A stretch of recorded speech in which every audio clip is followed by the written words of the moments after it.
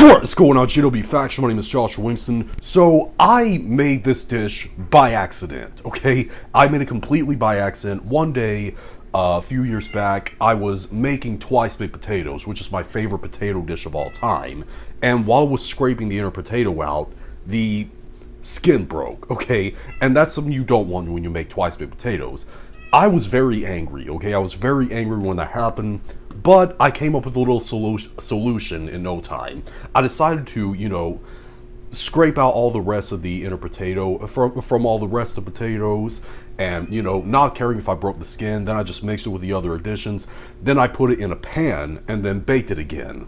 And that made this twice baked potato casserole, which is what I'm going to show you how to make. It's very easy to make. It is a bit time consuming, but in the end it's worth it. It tastes amazing, so let's get started. So to start off, I have 4 large russet potatoes on this baking tray along with parchment paper. I'm just gonna poke some holes all over all of them, and after that, I'm gonna put them in the oven at 400 degrees Fahrenheit or 200 degrees Celsius for about an hour and a half, or until you take a toothpick and you stick it in one of the potatoes and it goes in very easily. It's nice and soft all the way through. After all the potatoes are baked, what you want to do now is scrape as much of the inner potato out as you can into a bowl. And don't worry about breaking the skin this time, because we're not going to be using it for this instance. If you are making regular twice baked potatoes, you want to leave like 1/8 of an inch of the inner potato in the skin. But I made this dish by mistake, and I'm sticking with that mistake. After all the potatoes are scraped out, what you want to do now is just use a potato masher and mash them as best as you can. Now I'm going to mix in 1/4 cup of melted butter along with 1/2 cup of hot milk. And I'm going to season them generously with salt. Not too generously though, because we're adding some salty ingredients later. And also just a little bit of garlic powder. Mix those in.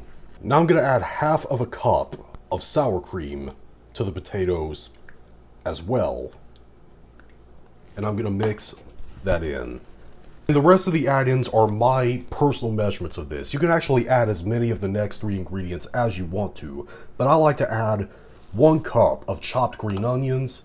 I also like to add 1 cup of bacon bits. Now, some people will probably, any professional chefs at least, will probably get mad at me for saying this, but I actually prefer the store-bought bags of bacon bits for this recipe, because when I tried to make this with, strips of bacon that I cooked freshly, they just got way too crispy, and they almost chipped one of my teeth. So I actually prefer using the bags of bacon bits. And finally, we're gonna add 1.5 cups of sharp shredded cheddar cheese, and we're just gonna mix all those together. All right, next I've got a foil pan right here. Now, I usually, most of the time, would use like a 9x13 tray and line it with parchment paper, but I don't want to clean a pan this time. I just want to have something I can throw away after I'm done with it. But anyways, pour all of that potato mixture into the pan and press it out to all the edges and corners and make sure that the surface is nice and flat. Then top it with some extra sharp cheddar cheese and some extra bacon bits. And after that, what you want to do is put this back in the oven at the same temperature before, and you want to bake it for 15 minutes. Alright, our twice baked potato casserole is done. Like I said, really easy to make. It's easier than twice baked potatoes. It's still time consuming like twice baked potatoes are, but in the end it's worth it. This tastes amazing. Like I said, I made this dish completely on accident, and it is the most delicious accident I've ever made. But if you try this, leave in the comment section down below and tell me what you thought, whether you liked it or you hated it. If you liked it, you thumb it up. Hey, so you thumb it down. I'm sure to subscribe and become a member of the GW Faction on a journey to 10,000 subscribers. God loves you. See you later.